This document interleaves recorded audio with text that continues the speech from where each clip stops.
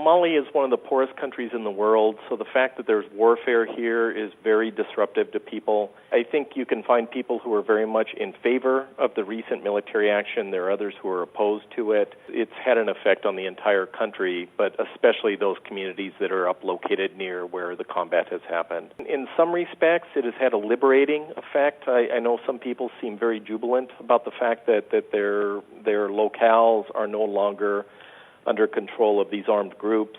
In other cases, any violence is of concern, and especially for families and children. The fact that so many people have very little to fall back on means that if their lives get disrupted, if they're forced to leave their homes, their farmland, this type of thing, they have very little to cope with. Very few people have savings and things like this. So they look to larger extended family, friends, other people who can help, at least temporarily, as a way to get by. The fact that there's been a new wave of displacement, both from the areas where there's fighting and from places where people fear that the fighting will travel to, means that those families have been directly affected. Many of them have left Mali as refugees and are living in neighboring countries, Niger, Mauritania, Burkina Faso.